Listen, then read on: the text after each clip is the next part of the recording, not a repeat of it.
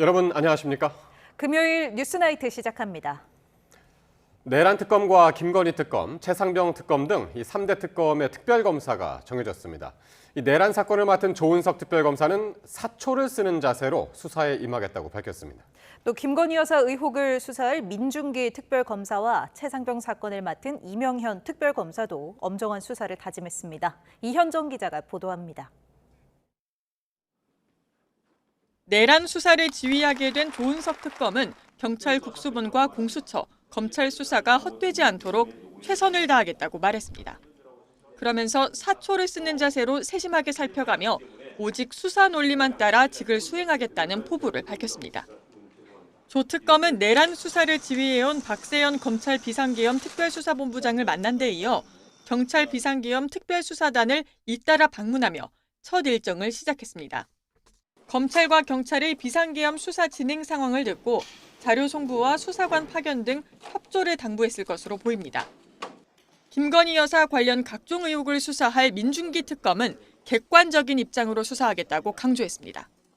도이치모터스 주가 조작, 명태균 씨 관련 공천 개입 사건 등 김 여사를 둘러싼 의혹과 관련해 여러 의문이 제기됐던 것으로 알고 있다며 먼저 사실관계와 쟁점을 파악해야겠다고 말했습니다.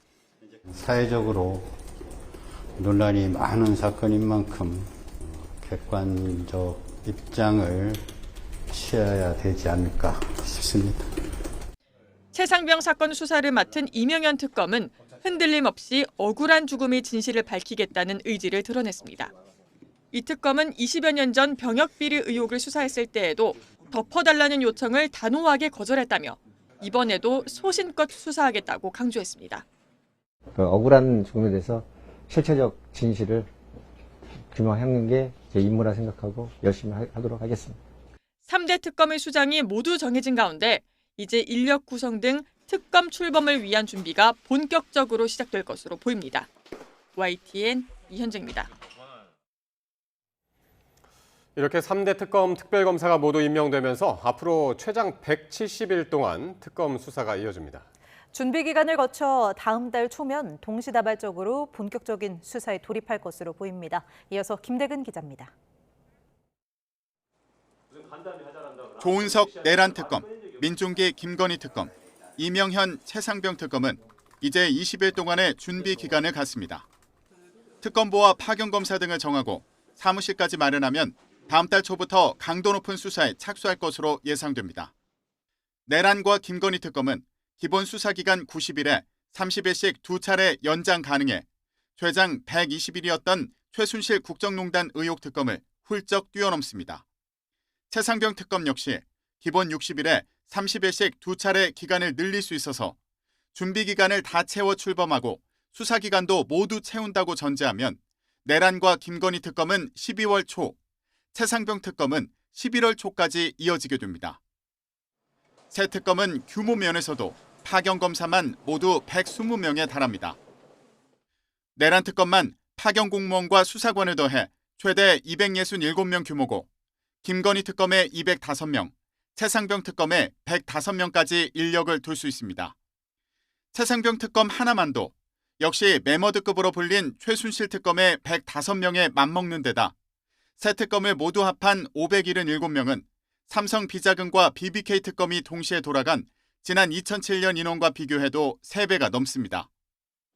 다만 전례 없는 규모인 만큼 한 개 지방검찰청 수준에 버금가는 수사 인력을 신속히 모집하는 게 쉽지 않을 것이란 전망도 나옵니다. YTN 김대근입니다. 더불어민주당은 3대 특검 가동으로 윤석열 정부 당시 불거진 의혹에 관한 진상을 신속히 규명해야 한다고 밝혔습니다. 김병주 최고위원은 최고위원회의에서 이재명 대통령의 특검 지명이 국민의 기대에 부응하고 진실을 밝히는 데 큰 역할을 할 것으로 확신한다며 이같이 말했습니다.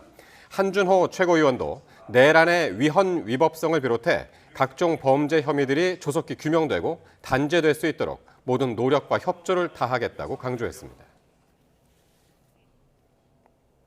국민의힘은 이재명 대통령의 3대 특검 임명에 대해 대선 후보 시절 정치 보복은 없다고 선언했던 이 대통령이 가장 거대한 정치 사정으로 돌아왔다고 비판했습니다.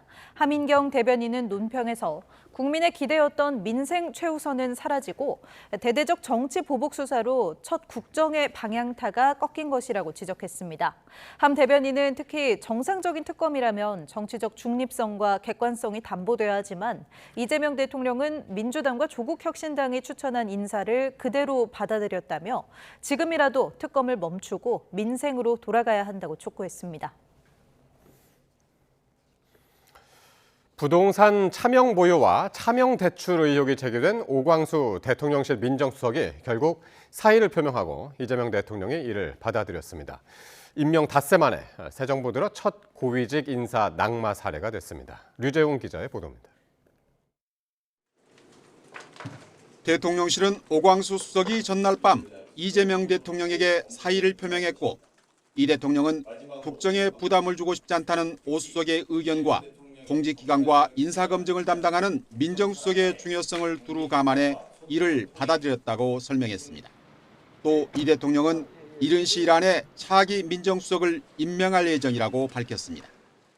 대통령의 사법개혁 의지와 국정 철학을 깊이 이해하고 이에 발맞춰 가는 인사로 조속한 시일 내에 차기 민정수석을 임명할 예정입니다. 오광수 수석은 특수통 검사 출신으로 검찰개혁을 잘할 수 있겠느냐는 논란에도 적임자로 꼽히며 민정수석에 임명됐습니다. 하지만 검수당 시절 부동산 차명관리 의혹이 불거진 데 이어 차명 대출 의혹까지 더해지면서 야당의 사퇴 압박뿐만 아니라 여권 내부에서도 부정적인 기류가 흘렀습니다. 대통령실은 그동안 본인이 문제의 심각성을 인식하고 반성의 뜻을 보이고 있다면서 교체 가능성에는 선을 그어왔지만 논란이 커지면서 결국 입장을 선회한 것으로 보입니다. 오 수석의 낙마는 새 정부 출범 이후 첫 고위직 사례여서 정권 초반부터 인사로 부담을 안게 됐습니다. 대통령실은 이 대통령이 밝혀온 실용적이면서도 능력 위주의 인사 기준에서 크게 달라지는 것은 없을 것이라면서도 여러 국민 요청에 다방면적 검토는 있을 것이라고 설명했습니다.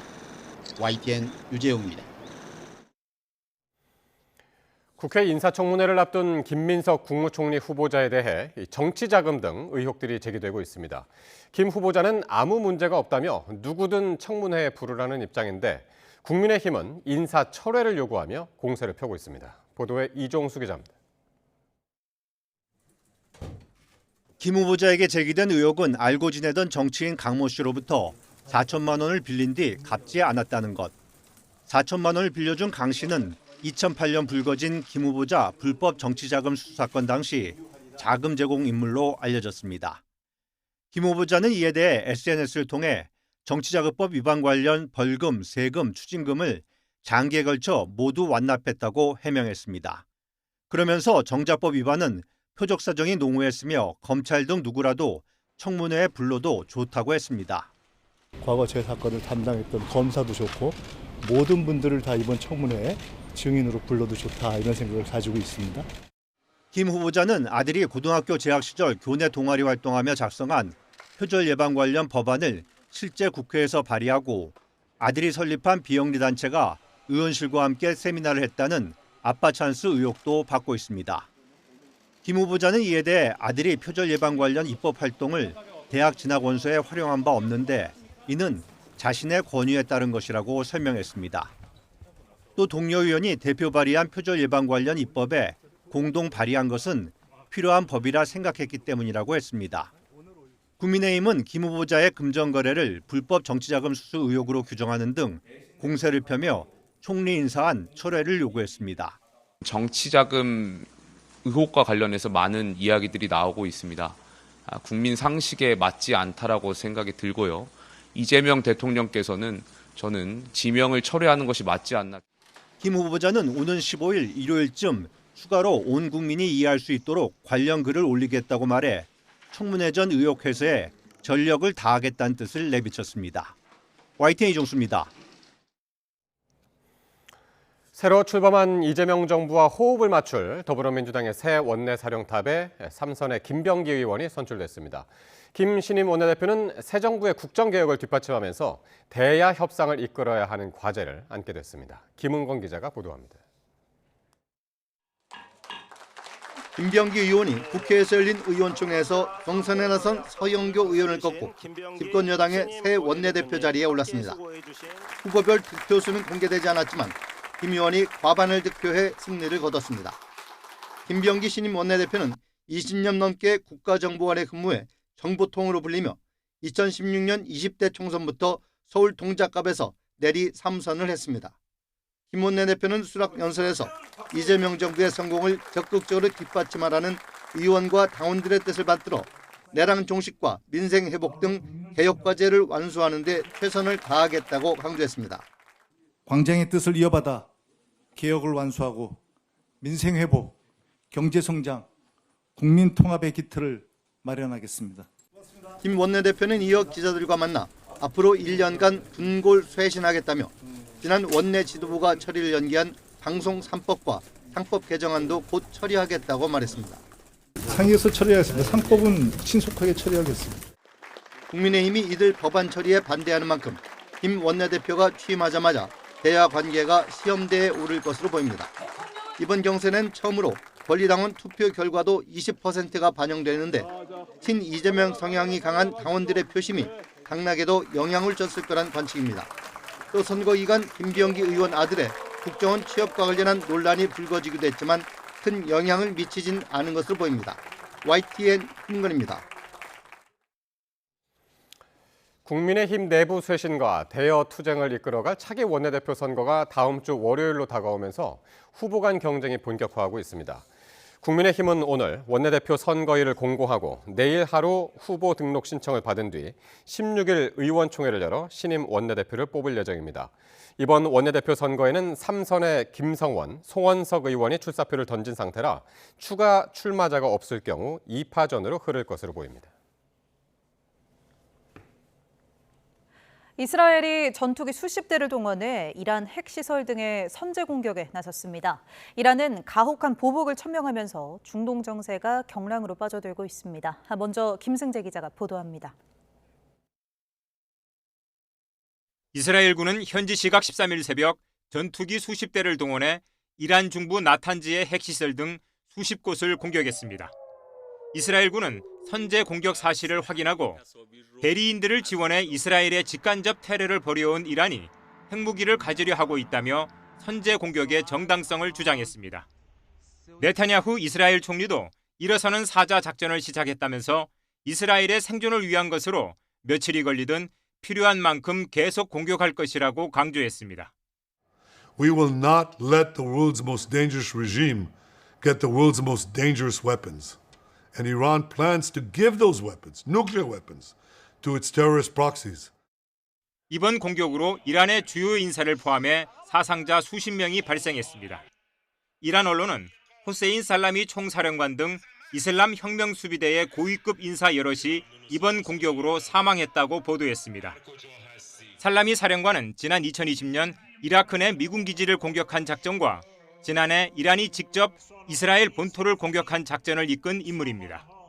이란 언론은 또 이란군 1인자인 참모총장이 사망했고 핵과학자들도 숨졌다고 보도했습니다. 이란 하메네이는 이스라엘이 어느 때보다 악랄한 본성을 드러냈다, 가혹하게 응징하겠다라며 보복을 천명했습니다. 이스라엘의 이란 폭격으로 중동은 새로운 전쟁 위험에 빠져들고 있습니다. YTN 김승재입니다. 미국은 이스라엘이 이란에 독자적으로 조치를 취했다며 미국은 이스라엘의 이란 공격에 관여하지 않았다고 강조했습니다. 이스라엘의 이란 공격을 경고했던 트럼프 대통령은 강력급 회의를 소집하고 대응 방안 마련에 나섰습니다. 뉴욕에서 이승윤 특파원입니다.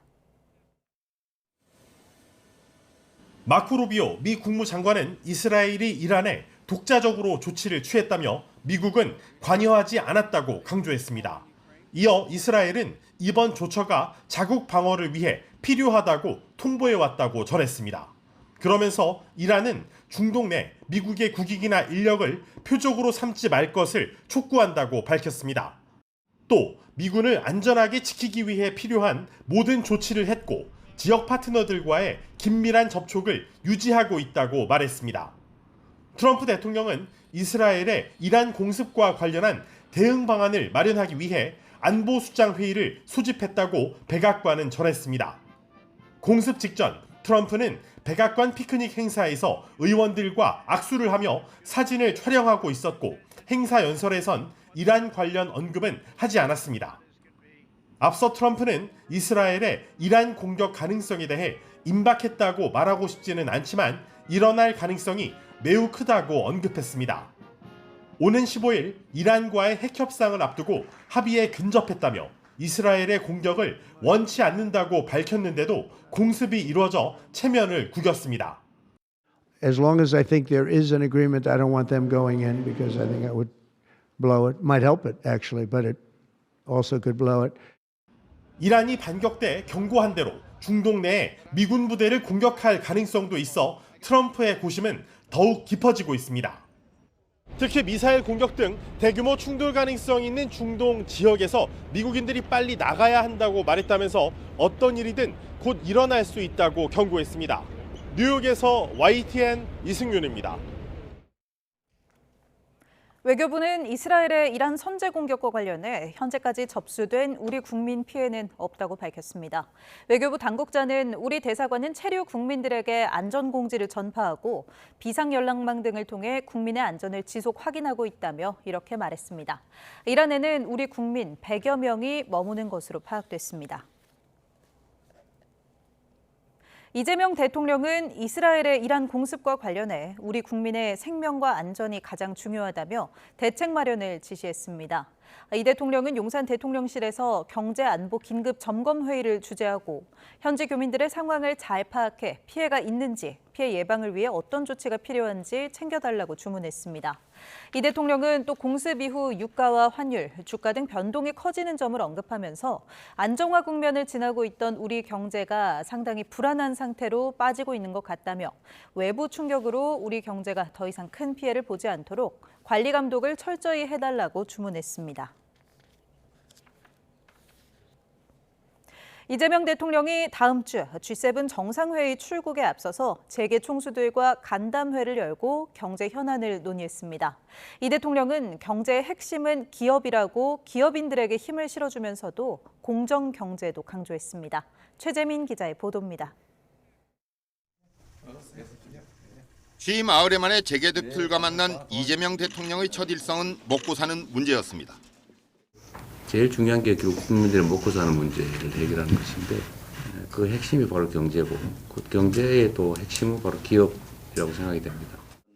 이 대통령은 기업이 경제 성장 발전에 기여하고 자기 사업을 잘할 수 있도록 정부가 적극적으로 지원하고 협조하는 것도 중요하다고 말했습니다. 그러면서 공정 경제도 강조했습니다. 그 기업의 구성원들 사이에 내부 문제, 노동 문제나 중소기업 문제나 뭐 이런 공정한 경제 생태계를 구성하는 것도 꽤 중요한 일인 것 같아요. 기업이 발전하도록 적극적으로 돕겠지만 야당 시절 추진했던 이른바 노랑봉투법 같은 쟁점 법안을 추진하겠다는 뜻을 에둘러 표현한 게 아니냐는 해석입니다. 이 대통령은 또 불필요한 행정 편의를 위한 규제는 과감하게 정리하겠다면서도 생명이나 안전과 관련된 규제와 공정한 시장 조성을 위한 규제는 당연히 필요하다는 의견도 피력했습니다. 간담회에는 5대 그룹 회장과 6대 경제단체장이 참석했습니다. 지금은 불안하게도 실타래처럼 얽혀있는 복합위기 상황이고 이번 경제위기도 대통령님의 리더십을 중심으로 민관이 힘을 합친다면 반드시 극복할 수 있다고 생각합니다. 이 대통령은 비공개 회의에서 미국 도널드 트럼프 2기 행정부의 관세 정책에 대응하는 산업계의 방안을 청취하고 G7 정상회의에서 트럼프 대통령과의 첫 만남도 준비한 것으로 보입니다. YTN 최재민입니다.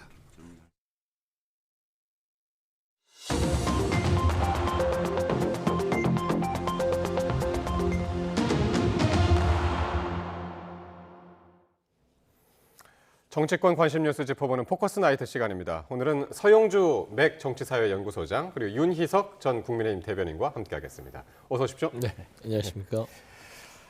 오늘은 대체로 사람 이야기를 해보려고 합니다. 정치라는 게 원래 이제 사람 이야기이긴 한데 오늘 더 그렇습니다.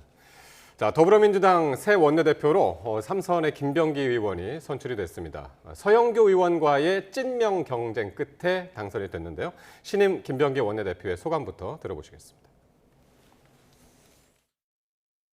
내란 종식, 헌정 질서 회복, 권력기관 개혁을 하나의 트랙으로, 민생 회복과 경제 성장을 또 하나의 트랙으로, 국민 통합과 대한민국 재건을 또 다른 트랙으로 500만 당원, 167명의 선배, 동료, 의원님들과 함께 최선을 다해 이재명 정부의 성공을 뒷받침하고 대한민국 재건에 저의 모든 것을 바치겠습니다. 네, 김병기 신임 원내대표, 민주당 의원들하고 권리당원 투표 합산 결과 이제 과반을 얻어서 이제 당선이 됐는데 득표율은 오늘 공개가 안 됐죠? 네, 관행상 어느 시점이었을 거예요. 아마 지난번 원내대표, 지난번인가 이게 이제 그 의원들이 투표를 하게 되면 그래도 같이 동료 의원인데 너무 적게 나오는 의원이 생기게 되면 마음에 상처를 입어서 오래 갑니다. 패자에 대한 배려. 그렇죠. 서운할 수 있거든요. 그리고 이제 표를 딱 이렇게 공개를 하게 되면 계산하면 다 나와요. 보통 이제 그 원내대표 선거를 하면 의원 한 명 한 명 다 체크하면서 이 사람이 나 도와주기로 했어 하면은 계산이 나오는데 막상 공개를 하면 아닌데?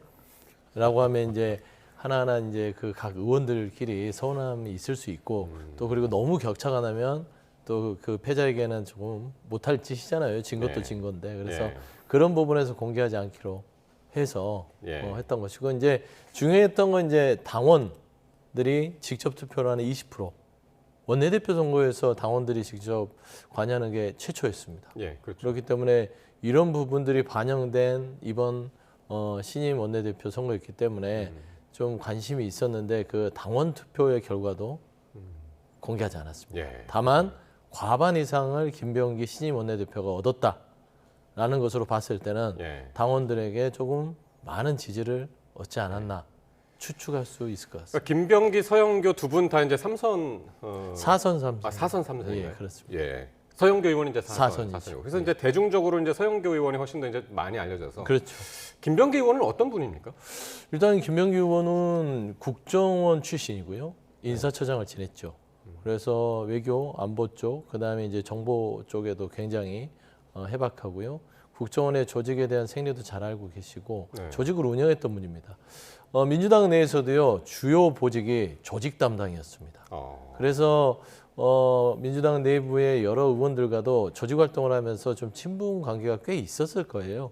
그래서 이번 선거에서도 그 본인의 역할이 많이 도움이 됐을 것이다 라고 보는 것이고 당원들의 어떤 성향 자체도 이재명 대통령과 대표 시절에 호흡을 좀 맞춰왔던 경험이 있기 때문에 그런 상황에서 서영교 의원도 굉장히 목소리도 크시고 또 화이팅이 넘치시고 지난번 그 이 내란 사태에 있어서 국무위원들 호통치면서 또 당원들에게 사이다 같은 모습도 보이긴 했으나 정말 그 막상막하의 어떤 원내대표의 어떤 치열한 경쟁을 벌였을 거는 같습니다. 다만 이제 김병기 의원이 제 생각에는 오랫동안 조직 묵기로서 좀 여러 가지 활동을 하다 보니 의원들과 시킨시 당원들과의 어떤 그런 여러 가지 교감들이 더 높지 않았나 저는 좀 그렇게 조심스럽게 예측을 하고 있습니다. 근데 이제 선거 과정에서 잡음이 흘러나왔다면 이게 김병기 의원 쪽에서 이제 흘러나온 거였거든요. 그러니까 아들 취업 논란, 국정원 취업 논란과 관련된 거였었는데 결과적으로는 이게 큰 영향이 없었던 것 같아요. 글쎄요. 저는 솔직히 이제 당원 투표 20%가 어떻게 나오느냐를 굉장히 관심 있게 보려고 했는데 결과를 말씀을 안 해주시니까 뭐 모르겠습니다. 그러니까 제가 주안점을 둔 거는 당원 투표의 결과와 의원 투표의 결과가 과연 같을 거냐. 방향은 같다 하더라도 차이는 얼만큼 나냐 뭐 그런 걸 좀 보려고 했는데 뭐 알 수가 없게 됐죠. 김병기 의원이 당선된 것은 물론 말씀하신 대로 조직 관련해서 여러 능력을 인정받았다. 의원들과의 이 관계가 좋았다 이런 말씀하시는데 말씀하신 대로 이 선거 과정에서 보도되었던 그 아들 취업 관련한 배우자의 그 통화도 그 국정원 김병기 의원이 국정원 출신이잖아요. 그래서 이제 국정원의 고위 간부와의 그 통화 내용이 9년 만에 이제 공개됨으로써 굉장히 큰 문제가 될 줄로 알았는데 민주당 분들은 그게 별로 문제가 아니라고 생각하는 건지 아니면 정말로 김병기 의원이 엄청나게 앞서고 있다가 그것 때문에 좀 깎여서 뭐 비슷하게 된 건지 뭐 알 수가 없습니다. 알 수가 없네요. 예, 근데 솔직히 저는 서영교 의원이 워낙에 인상 깊은 장면들을 많이 연출했고 국민들께도 좀 인지도가 있기 때문에 예. 서영교 의원이 좀 되지 않나 했고 또 서영교 의원이 어떻게 보면 결과적으로 김문수라는 분을 저희 당의 대선으로 만들어준 분이잖아요. 근데 정작 본인은 낙선을 해서 예. 글쎄요, 이재명 대통령의 어떤 물밑에서의 어떤 사인이 있지 않았나 뭐 그런 생각도 해봅니다. 저는 뭐 이 결과에 대해서는 뭐라고 말씀드릴 수 없을 만큼 정보가 적어서 이런저런 얘기 해봤습니다. 네. 12.3 계엄 직후에 이제 서영교 의원이 국무위원들 전부 이렇게 세울 때 그때 이제 김문수 후보가 이제 일어나지 않아서 그거 아니었으면 글쎄요. 예. 근데 이제 김병기 원내대표가 임기 1년 내에 내란 세력을 척결하겠다. 그리고 이재명 정부 성공과 국가 재건을 위한 교두보가 되겠다라는 이제 소감을 밝혔는데 야당 입장에서는 어떻게 바라보십니까? 일단 첫 일성이 너무 세지 않습니까? 뭐 내란을 뭐 종식하고 뭐 내란 세력을 척결하겠다. 원내대표잖아요. 무슨 뭐 수사기관의 장도 아니고 뭘 어떻게 하겠다는 겁니까? 원내대표 역할을 너무 크게 보시는 것 같아요. 원내대표는 앞에 원내자가 붙어요. 국회의원들의 대표라는 것이고 교섭단체 안에서 그 안에서 뭐 국회 일정, 의안 협의 이런 것들을 상대당하고 또 여당이시니까 각 야당들과 협의해서 잘 끌고 나간다 이 정도인 거지 지금 당대표도 아니고 대통령 후보도 아닌데 의욕이 많이 넘치시는 모습 이것을 상당히 사실은 경계를 했었습니다. 정권 초반에 맨 처음 원내대표이기 때문에 굉장히 좀 뭐라 그럴까요? 이 의지가 충만해서 그것이 과하게 표현되는 과정 그렇게 되면 저희 입장에서는 너무나 소수 야당인데 가뜩이나 의석수 많은 여당을 상대해야 되는 입장에서 16일 월요일에 새로 선출될 저희 당 원내대표가 대단히 어려운 상대를 만나지 않았나 그런 걱정이 좀 앞섭니다. 예. 신임 원내대표와 관련해서도 참 여러 가지 말씀 나눌 것이 많은데 오늘 할 얘기들이 너무 많아서 다음 기회로 미루기로 하고 이재명 정부가 출범한 지 열흘도 안 돼서 인사 낙마자가 생겼습니다. 오광수 대통령실 민정수석이 어젯밤에 사의를 표했고요. 대통령이 이제 오늘 아침 일찍 이제 받아들인 건데 이유가 돈하고 부동산 문제였었죠. 그렇죠. 그게 연결돼 있는 것이고 또 어떻게 보면 공직자의 가장 치명적인 부분들이 돈과 부동산이지 않을까 싶습니다. 그러니까 저는 이제 공직자의 검증에 있어서는 저는 한 3가지 단계가 있다고 보는데 한 2가지로 볼까요?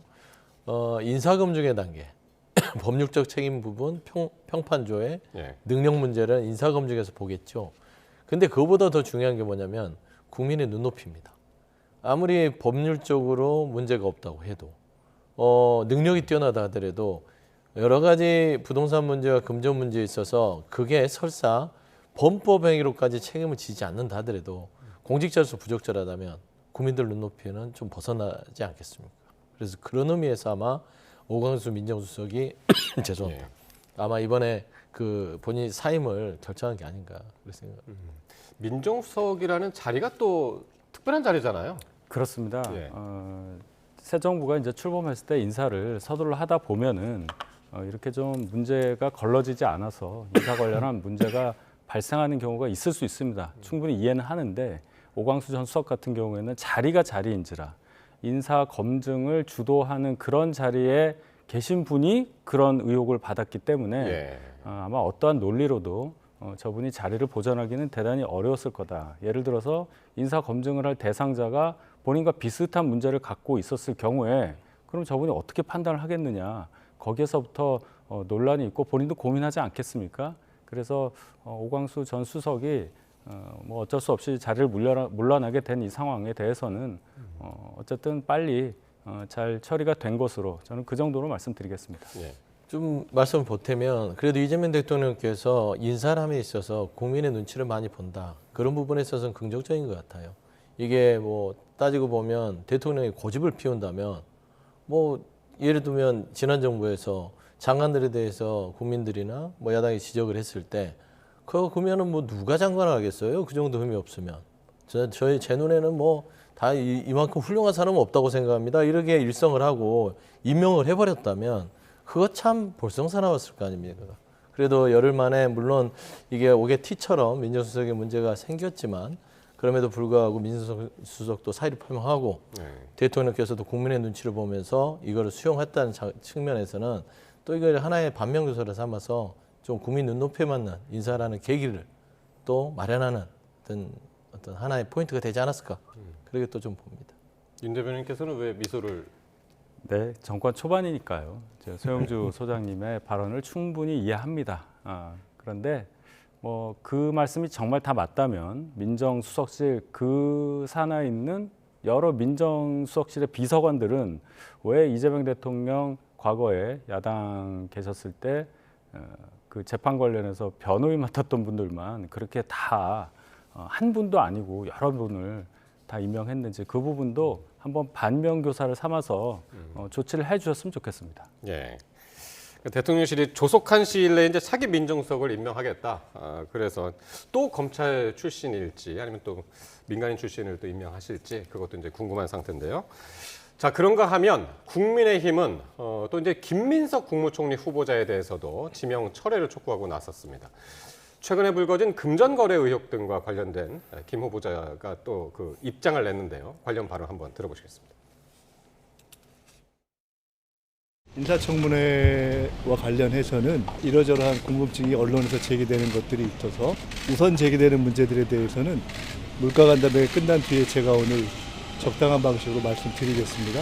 아마 그러면 궁금증이 다 해소될 거라고 보고 일요일쯤에 추가적으로 더 온 국민이 이해하실 수 있도록 관련한 글을 제가 올리겠습니다. 과거 제 사건을 담당했던 검사도 좋고 모든 분들을 다 이번 청문회에 증인으로 불러도 좋다 이런 생각을 가지고 있습니다.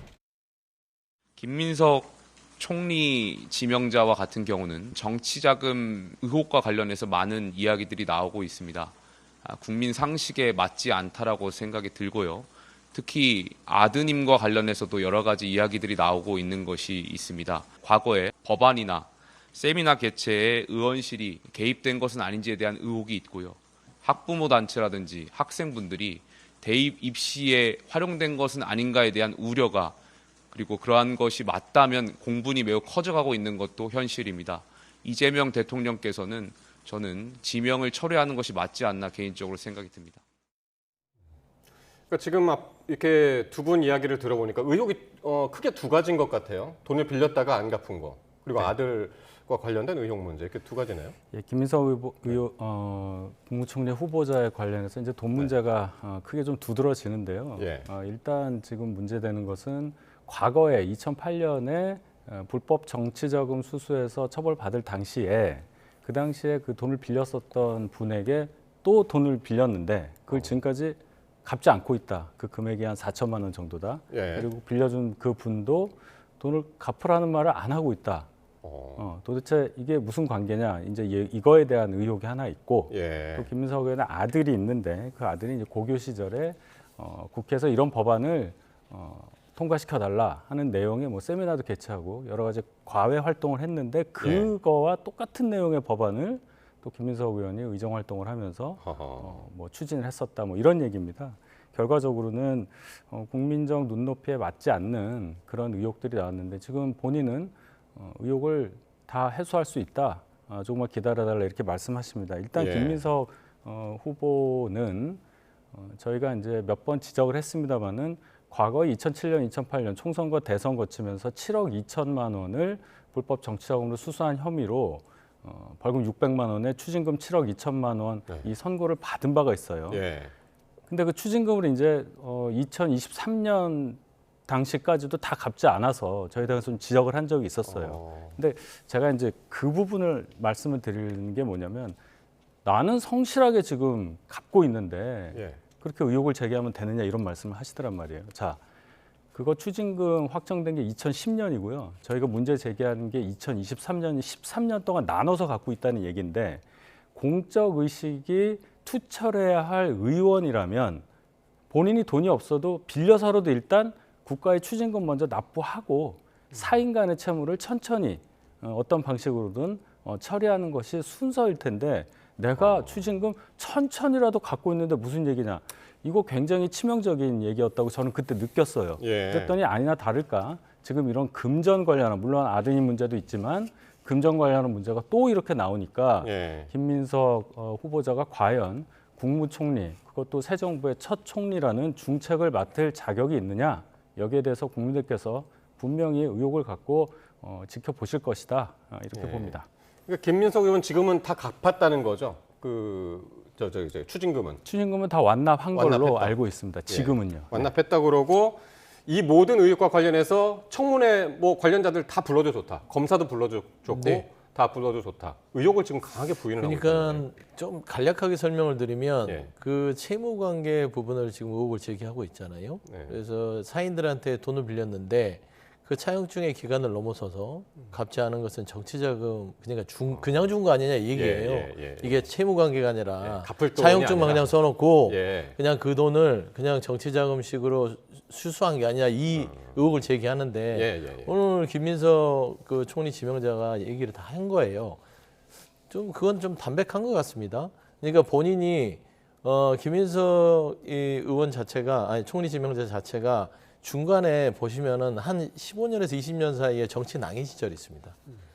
예전에 이제 이 정몽준 후보에 넘어가면서 그 중간에 한 10년, 15년을 다른 뭐 민주당의 이름으로 거기에서 이제 당도 운영했었고 쉬기도 했었고 뭐 했었는데 그 당시에 여러 가지 그 경제적 궁핍함이 있었다라고 이제 본인이 밝힌 바가 있고요.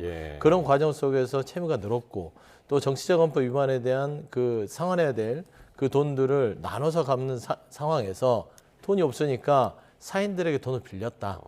그게 이제 다 돌고 도는 것입니다. 본인의 여러 가지 상황이 공박해진 상황에서 정치자금법에 대한 벌금에 대한 상환액이 나오고 그걸 갚아야 되는데 돈이 없고 그래서 사인들한테 차용증을 주고 빌렸고 그래서 공적 채무를 갚는 와중에서 좀 복잡하게 얽힌 게 있다라는 것이고 사실 그 오랫동안 그 상환 금액을 다 완납을 했고요. 정치자금법 건은 사인 간의 채무도 상환 만기 연장을 요청을 다 했답니다.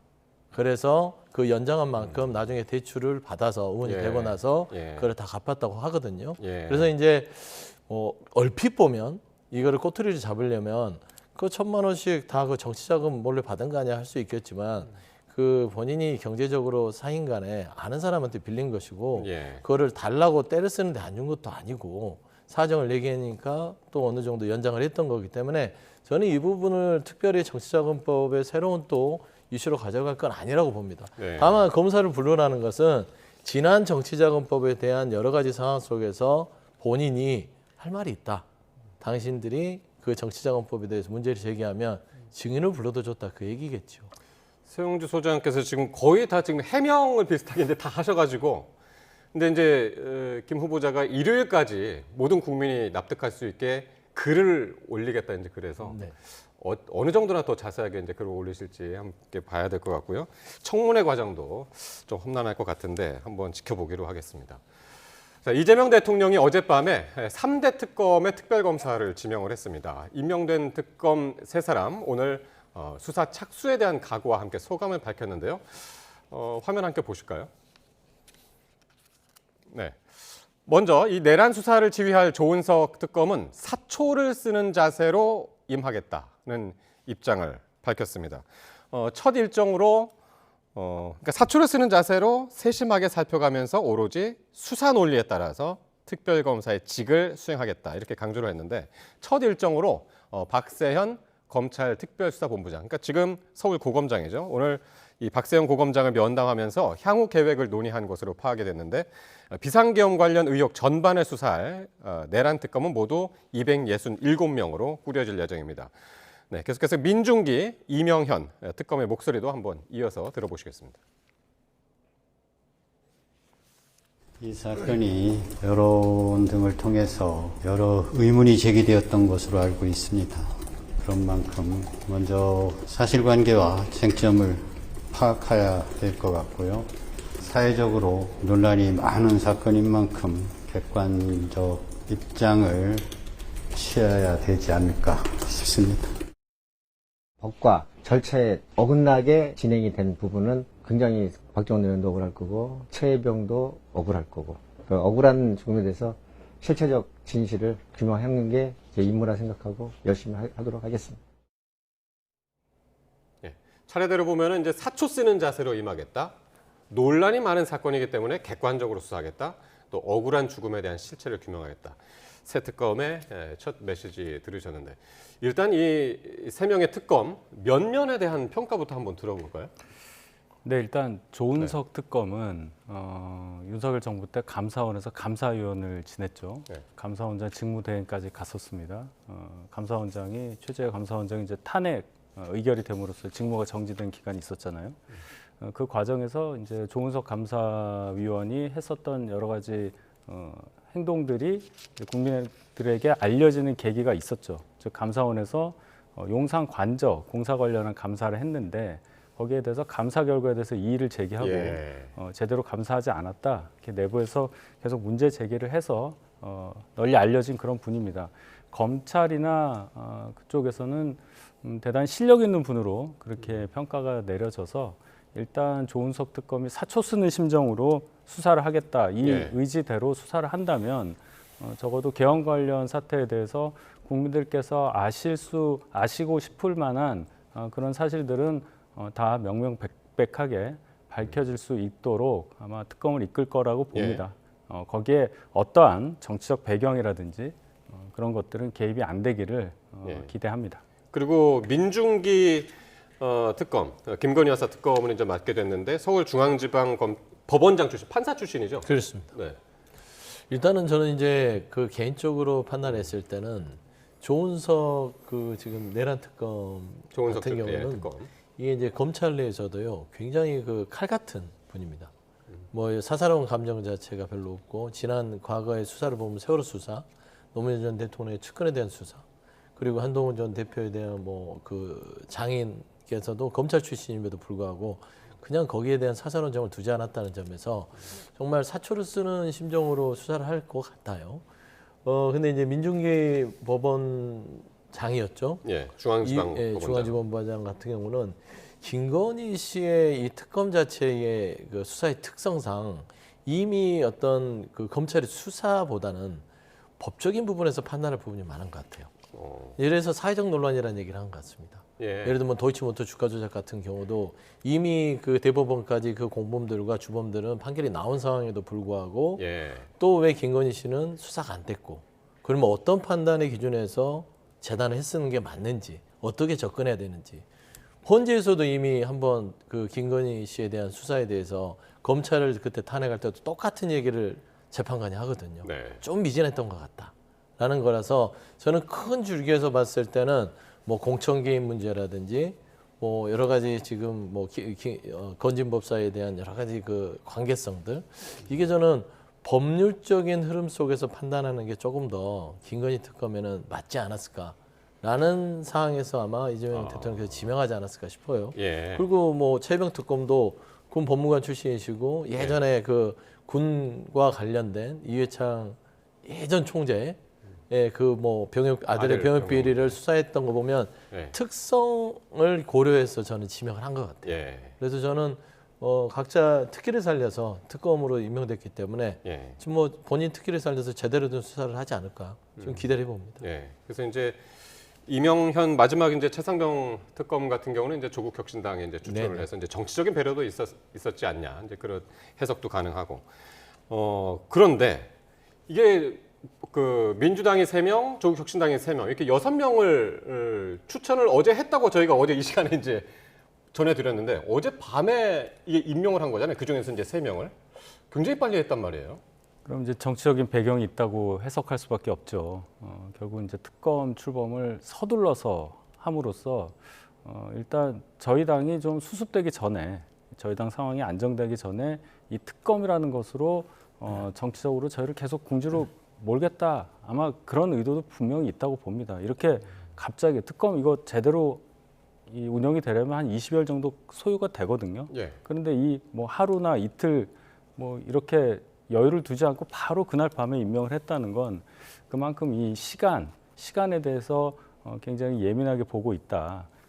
그런 것을 저는 그렇게 해석을 합니다. 예. 그렇게 볼 수밖에 없고 그래서 제가 말씀드렸지만은 이 특검이라는 것 물론 이제 잘 보시면 윤석열 정부 2년 반 정도의 임기 동안에 있었던 일들을 모두 다 특검으로 한번 걸러보겠다는 그런 세 가지 특검이에요. 결론적으로는 3년 된 거, 또 2년 된 거, 6개월 된 거 이렇게 나뉘어져 있는 건데 예. 여기에 진실을 밝히기 위한 예외적인 제도로서의 특검, 이 정의를 벗어나지 않는 그런 특검이 되기를 저는 바라요. 어떠한 정치적 고려나 예. 또 정치적으로 뭔가 의도하고자 하는 바를 이루기 위해서 이루어진 특검이 아니기를 또 예. 그러한 임명이 아니기를 그러한 운영이 아니기를 예. 국민들께서도 바라실 것이기 때문에 결과를 조용히 지켜보겠습니다. 그러니까요. 이게 최장 내란 특검하고 김건희 특검 같은 경우는 170일이니까 거의 크리스마스 직전까지 간단 말이에요. 네. 최장 하면은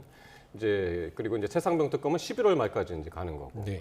그래서 이제 결과도 중요한데 이게 지금 말씀하신 대로 국민의힘 같은 경우는 이제 야당에서는 이제 이게 정치 보복 아니냐 특검 자체가 이제 그렇게 이야기를 하고 있어서 이 과정도 상당히 이제 중요할 것 같아요. 과정과 그러니까 결과가 정치 자체가. 보복 얘기를 안 했으면 좋겠어요. 윤석열, 김건희 두 대통령 부부의 지난 2년, 3년간의 그 행태들이 과연 국민들 눈높이에 온당한 행동이었는지 그거는 누구나 다 인정할 수 있는 거 아닐까 싶어요. 내란 특검은 말할 것도 없죠. 12월 3일 날 그렇게 정말 청천벽력 같은 일이 대한민국에서 이루어졌고 그 행위에 대해서 4월 4일까지 파면당하는 순간까지 계몽이라는 말로 국민들을 현혹시키고 설득하려고 했던 내란 오두번이 혐의자와 그 대단한 부분의 혐의자인 윤석열 전 대통령을 옹호하려고 했던 국민의힘의 지도부가 아직도 존재하지 않습니까? 근데 어떻게 이거에 대해 정치 보복입니까? 제가 예전에 그런 기억이 나요. 청소를 하면 먼지한테 보복하는 거냐? 그건 아니지 않습니까? 청소를 하는 것은 깨끗이 하려고 하는 거지 먼지한테 보복하는 게 아니에요. 예. 그러니까 지금 내란에 대해서는 청산을 해야 되는 것이고 이걸 말끔히 씻어내야만 대한민국이 빨리 가는 것이다. 저는 이제 그 송원석 원내대표 후보가 국민의힘 나와서 야심한 밤에 대통령이 뭘 그렇게 급해서 빨리 특검을 임명했냐. 빨리 특검을 임명하면 좋은 거 아닙니까? 이게 정치적으로 이용하려고 했으면 질질 끌죠. 계속해서 누구를 할까 말까 언론상에서 계속 특검을 정치적으로 이용해 먹고요. 굳이 검찰의 수사를 맡기는 게 낫지 특검을 왜 합니까? 검찰을 손아귀에 놓고 1년, 2년, 3년 내내 이 내란 특검을 가지고 울고 먹죠. 그리고 국민의힘을 계속해서 압박하고 얼마나 정치적으로 소재가 좋습니까? 저는 그렇게 생각해요. 제가 못된 전략가라면 그렇게 조언했을 겁니다. 하지만 지금 현재 이재명 대통령이 야심한 밤도 아닙니다. 밤 11시가 야심합니까? 초저녁이죠. 지금 일할 사람들에게는. 그렇지 않습니까? 예. 아니, 국정을 원하는 사람들이 11시가 무슨 그 야심한 밤이니까. 그래서 저는 그런 부분에 있어서는 예. 너무 정치적으로 접근하지 말고 예. 국민의힘 자체도 지금 내란 특검과 윤석열, 김건희 부부에 대한 이런 의혹들을 철저히 드러내서 예. 이번에 절연의 기회로 삼고 예. 정말 국민의힘이 건전한 보수로 탈바꿈만 쌓는 저는 발판을 삼았으면 좋겠다. 네. 좀 그런 말씀을 좀 드리고 싶습니다. 밤 11시가 초저녁이라는 얘기는 제가 처음 들었는데요. 네. 청소하기 위해서 먼지를 제거한다. 일견 맞는 말씀이지만 청소한다면서 M1 가구를 부러뜨리거나 망가뜨리거나 그럴까 봐 드리는 말씀이니까 뭐 밤 11시에 임명한 것도 제가 그러지 않는다면 인정하겠습니다. 초저녁으로요. 네. 네, 지금 초저녁도 안 된 시간에 지금 포커스 나이트 진행하고 있습니다. 자, 김용태 위원장, 이제 국민의힘으로 넘어갈 텐데요. 김용태 위원장이 당 개혁안과 관련해서 당원 여론조사를 제안을 했습니다. 그러니까 당원이 반대를 하면은 탄핵 반대 당론 무효화를 철회하겠다. 이렇게 받아들이면 되는 겁니까? 네, 그렇게 이제 얘기를 하신 거죠. 그 얘기는 당원들께서 그렇게 판단하실 리가 없다는 자신감의 발로라고 생각을 합니다. 지금 저희 당 입장에서 대선도 크게 졌고 또 대선 직전에 있었던 어떤 기대감에 따른 선택, 이것이 결국 잘못된 것이다. 결국 국민들은 계엄 그리고 탄핵에 대해서 명확한 저희 당의 반성과 확실한 입장을 요구하고 계신다는 것을 알았기 때문에 당 대표격인 비대위원장으로서 예. 과거에 탄핵에 대해서 반대하자 하는 그런 당론을 철회함으로써 이건 정치적 의미의 철회죠. 그럼으로써 국민들께 새로운 모습을 보여줘야 한다. 당연한 말씀이고 당원들도 대다수의 당원들도 거기에 동의한다고 봅니다. 그렇기 때문에 김용태 비대위원장이 당원 전당원 투표를 통한 당론 철회를 주장을 하고 있는데 예. 당 내부에서 의총에서조차 그것이 관철되지 않는 상황이어서 좀 답답한 상황이 이어지고 있습니다. 그러니까 그 당원 여론조사를 하려면 뭐 의원총회를 먼저 열든지 어쨌든 의원들이 모여야 되는데 지금 시간이 없지 않나요? 그러니까 다음 주 월요일이 원내대표 선거라. 그렇습니다. 지금 권성동 원내대표가 지금도 아직 임기가 안 끝났고 새 원내대표가 선출되기 전까지는 원내대표라고 할 수밖에 없어요. 권성동 원내대표가 새 지도부, 새 원내 지도부가 들어와서 그 문제를 해결하고 지금 원내대표가 있는 동안에는 의원끼리 의원총회도 안 된다라고 했기 때문에 지금 저희 당의 최고 의사결정 기구로 할 수 있는 비대위도 비대위원들이 뭐 사표 내고 기능을 안 하고 있고 의총도 열릴 수가 없어서 16일 월요일에 새 원내대표 뽑히기 전까지는 어떠한 논의도 진척되지 않는 상황이 돼버리고 말았습니다. 예. 그러니까 이런 얘기를 당원 뭐 여론조사를 하자 이런 얘기를 의원들이 모여 있는 자리에서 해야 되는데 기자회견을 열어서 이제 대국민 앞에서 이제 한단 말이에요. 입지가 상당히 지금 좁아진 것 같긴 합니다. 위원님. 그러니까 국민의힘의 그 모습을 보면 뭐 꼭 비판을 따라서 정당 정치를 같이 하는 입장에서는 참 기괴하게 그동안 운영됐구나. 그러니까 저는 권성동 전 원내대표를 비판할 수밖에 없습니다. 그러니까 사실상 지난 5월 10일에 비정상적인 후보 교체를 그게 정말 야심한 밤에 모두 잠들었을 때 했던 비민주적 행위죠. 그래놓고 나서 본인은 사퇴도 하지 않고 계속해서 원내대표직을 유지하면서 김문수 후보가 세웠던 비대위원장, 그것도 국민의힘에서 가장 어리고 본인 따지고 보면은 한참 후배인 김용태 비대위원장이 의총을 요구했음에도 불구하고 그를 거부해버리고 16일 날 지도부로 넘기는 것들. 참 비대위원장을 허수아비로 세워놓고 이거를 의총에서 못 물어보고 기자들 앞에서 한다는 게 이게 국민의힘한테는 정말 좀 비극이거든요. 저는 이런 부분에 있어서는 권성동 전 원내대표 책임이 크다. 의총 정도는 열어줘야죠. 비대위원장을 시켜놨으면 의원들 모아놓고 한번 얘기해 보쇼. 후배님 속으로 아니면 비대위원장 이 정도는 해줘야 되는데 그런 정치적인 도의가 없어요. 그래놓고 16일 날 그냥 친윤 한 분, 뭐 친한이라고 주장하는 분 한 분 이렇게 세워놓고 16일 원내 지도부가 결정할 거다. 그러면 김용태 비대위원장은 뭡니까? 이건 아니지 않냐라는 생각이 저는 이제 정치하는 입장에서 들고요. 김용태 비대위원장도 아쉬운 게 있어요. 그러니까 이래서 제가 좀 아직은 초선이고 정치적인 내용이 부족하다. 이 안건을 6월 9일 날 갖고 들어갔으면 어땠을까? 그날 들어갔었어야죠. 5대 개혁안을 다 그냥 좋은 말이긴 하나 예를 들어서 이 당론에 대해서 당원들의 투표를 합시다. 의원들 모였을 때 그러면 제가 여기에 대해서 당원의 의견에 따를 테니까 제 말을 좀 믿어주십시오. 그때 했어야 될 전략을 뒤늦게 지금 좀 하는 느낌은 들어요. 그러니까 처음부터 좀 이제 힘을 받아서 들어갔어야 되는데 일단 어쨌든 그 5대 개혁안을 내놓고 좀 뒤에 재선 의원들 한 10여 명이 지지를 하고 이랬는데 지금 일단 시간이 없는 이제 그런 상황인데 지금 대변인께 하나 여쭙고 싶은 게 대체로 이런 얘기들을 할 때 그 국민의힘 내부에서 이제 갈등 얘기할 때 보통 친한 게 친한 게 이렇게 나눴단 말이에요. 근데 요즘 언론도 그렇고 뭐 구주류 뭐 이렇게 친한 게 아니면 뭐 그 비주류 뭐 이렇게 쓴단 말이에요. 지금 국민의힘 내부에서의 뭐라고 그럴까요? 당내 개파 구도 이건 어떻게 지금 불러야 됩니까?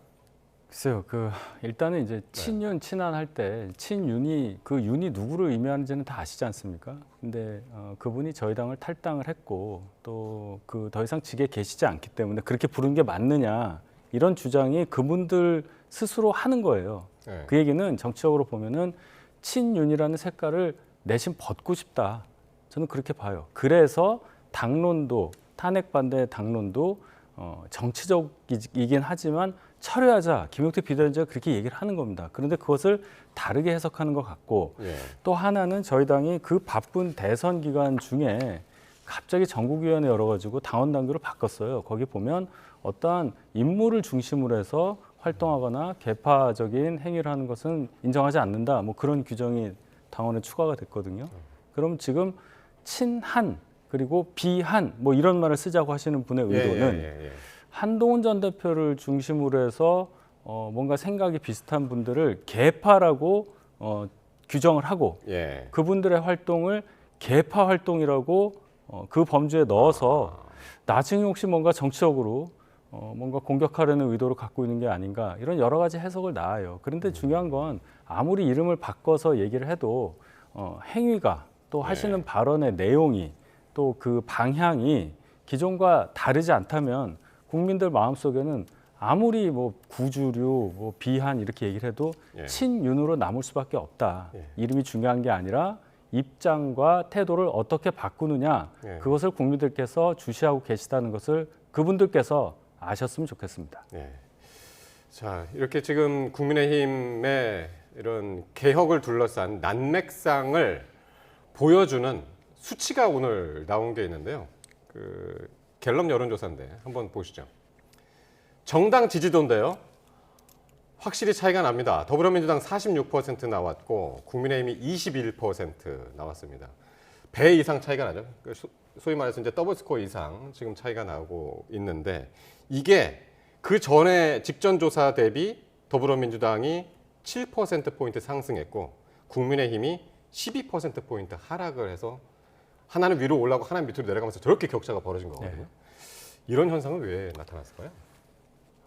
일단 대선 패배 직후에 보여줬던 저희 당의 모습에 대해서 지지층조차 등을 돌릴 수밖에 없었다. 이렇게 봐야 되겠죠. 방금 저희가 얘기했었던 이 5대 개혁안에 대한 저희 당 의원들의 이 반응들 다 그렇다는 건 아니지만 뭔가 영향력을 갖고 있는 분들이 보여주는 행위들, 의총조차 열지 않고 이 개혁안에 대해서 어떠한 진척 있는 논의조차 하지 않는 이런 모습을 보면서 김용태 비대위원장 말처럼 마치 이긴 정당처럼 행동하는 그런 모습을 보면서 지지층조차 지지를 철회하고 아예 정치에 관심을 끊는 그런 아주 안 좋은 상황이 지금 현재 벌어지고 있다고 봐야죠. 저 수치는요. 계엄 직후에 저희가 받았던 지지율보다도 안 좋아요. 그 얘기는 뭐 더 떨어질 데가 없을 정도로 떨어졌다고 봐야 되겠죠. 그렇다면 이제는 정말 지금까지 당을 주도적으로 운영해 왔고 여러 가지 정치적인 행위들을 하면서 지지층을 이끌어 왔었던 분들이 책임을 져야 합니다. 그 책임의 방법이 무엇인지는 본인들이 다 아실 거예요. 그걸 너무나 잘 아시기 때문에 지금 그 책임지기를 거부하는 그러한 행동들을 아주 교묘하고 전략적으로 하려고 하는 움직임이 바로 의원총회를 열지 않고 뭐 비한이다, 뭐 구주류다 이런 식으로 이름을 바꾸려는 그런 행위로 나오는 것이 아닌가 저는 개인적으로 그렇게 생각합니다. 그러니까 이런 수치가 나오니까 뭐 당이 소멸하는 거 아니야? 뭐 이런 이야기까지 지금 나오고 있는데 그 민주당 쪽에서 이제 바라보시는 수치상으로 보면 거의 소멸하는 수준이죠. 보통 이런 걸 이제 지지율이 폭락했다고 합니다. 이게 감소가 아니라 폭락, 폭락의 폭삭이라고 보통 이렇게 연상이 되죠. 보통 지금 보면 왜 21%의 어떤 지지율을 정당 지지율을 보이느냐. 이거는 보수 내에서도 보수를 지지했던 여러 가지 이 보수의 강성 지지층조차도 등을 돌리는 겁니다. 그건 뭐냐면 보수층 내에서도요. 보수의 가치라는 기준점이 있는 것이고 그리고 그 안에서도 민주적인 질서라는 게 있는 겁니다. 정당은 보수든 진보든 조직과 활동 자체가 민주적이어야 한다는 것은 헌법의 기본 가치이기도 한데 지지층도 똑같은 걸 느끼고 있어요. 근데 보면은 친윤들이 선거 이후에도 또 책임진다는 사람 하나도 없이 젊은 비대위원장을 두고 고소합의를 만들고 그 다음에 또 16일 날 새로운 지도부를 세우는 것도 또 친윤들이 본인들 밥그릇 지키기를 한단 말이야. 우리가 김문수 후보를 42%대의 지지를 보내줬던 게 당신들 때문이 아니잖아. 라는 신호를 지금 보내주고 있는데 친윤그룹은 그거를 도외시하고 있는 것이죠. 저는 그런 부분들이 정당 지지율의 어떤 반영이 된 것이고 사실 저도 잠깐 그 로데이터를 봤더니 김문수 후보를 지지했던 60대, 70대 거기가 많이 빠져버렸습니다. 그러면 결국에는 뭡니까? 지금 국민의힘을 지탱하는 뭐 구친윤이든 뭐 구주류든 그들에 대한 책임론을 지금 보수층에서 묻고 있다. 이거는 좀 심각한 수준이라고 봅니다. 그러니까 연령도 그렇고 연령별로도 그렇고 이제 지역별로도 TK에서도 그 차이가 많이 좁혀졌더라고요. 그러니까 단단했던 지지 기반들이 조금씩 지금 이제 허물어지면서 지금 이 수치 차이가 이렇게까지 나고 있는 게 아닌가 싶습니다. 네, 오늘 여기까지 듣겠습니다. 서영주 맥 정치사회연구소장 그리고 윤희석 전 국민의힘 대변인이셨습니다. 두 분 고맙습니다. 네.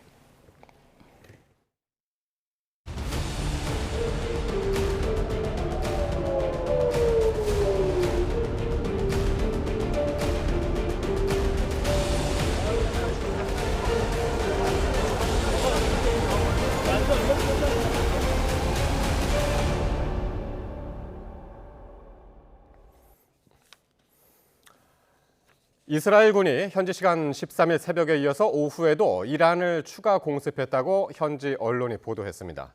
AFP 통신은 13일 오후 나탄즈 핵시설과 타브리즈, 시라즈 등지에 추가 공습이 이루어졌다고 이란 국영 매체를 인용해 보도했습니다. 이스라엘군 에피 데프린 대변인은 회견에서 이스라엘을 강력히 방어하는 동시에 작전 목표를 달성하기 위한 공격 계획을 계속하고 있다며 이번 공습으로 이란 중부 이스파한주 나탄즈 핵시설이 상당히 파괴됐다고 주장했습니다. 이스라엘의 공습으로 이란 고위 지휘관 20명 이상이 사망했다고 로이터 통신이 현지 소식통을 인용해 보도했습니다. 현지 소식통은 호세인 살라미 이슬람 혁명수비대 총사령관, 모하마드 바게리 이란군 참모총장 등 이란 고위 지휘관 20명 이상이 숨졌다고 전했습니다. 또 이번 공격으로 아미르 알리 하지자데 대공사령관 등 혁명수비대 공군 고위 지휘부를 제거했다고 밝혔습니다. 이스라엘의 이란 공격은 미국 등 서방의 예상을 깨고 전격적으로 이루어졌습니다. 하지만 트럼프 미국 대통령이 중동 상황에 방관자적 태도를 보일 때부터 예견됐다는 분석도 많습니다. 류재복 기자의 보도입니다.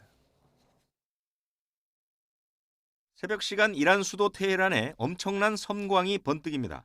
2,000km를 날아온 이스라엘 전투기 수십 대가 시내 곳곳을 폭격한 것입니다. 중부 나탄즈 핵시설을 포함해 군사 목표물들도 폭격을 피하지 못했습니다. 미국 등 서방의 예상을 깬 이스라엘의 전격적인 단독 공격입니다. ساختمون هتل چیز نمیدونم موشک زدن چی زدن قائدای بغلی خبر ندارم. 애초 세계 언론은 이스라엘 공격 시점을 오는 15일 미국과 이란 핵 협상이 끝난 뒤로 봤습니다. 물론 이스라엘이 진작 공격 준비를 마치고 시점을 고르고 있다는 예상은 많았습니다. אנחנו נמצאים בנקודת מפתח שאם נפספס אותה לא תהיה לנו דרך למנוע מאיראן נשק גרעיני שיאיים על קיומנו. 이번 공격은 트럼프 미국 대통령이 이스라엘의 포용적 태도를 보일 때부터 예견됐습니다. 최근에는 이스라엘의 공격을 직접 지원하는 것까지는 자제하겠다며 방관자적 태도를 보였습니다. 여기에 미국의 우라늄 농축시설 포기 요구를 이란이 거부하면서 핵 협상마저 교착 상태에 빠졌습니다. 지난해 10월 이스라엘의 공습으로 이란 방어 체계가 막대한 손상을 입은 것도 공습의 후기를 제공했습니다. رژیم صهیونیستی با این جنایت برای خود سرنوشت تلخ و دردناکی تدارک دید و آن را قطعاً دریافت خواهد کرد. 이란은 혹독한 반격을 예고하며 드론 공격을 시작했습니다. 하지만 쇠락한 군사력으로 이스라엘 방공망에 타격을 입히기는 어려울 것으로 보입니다. YTN 이재복입니다.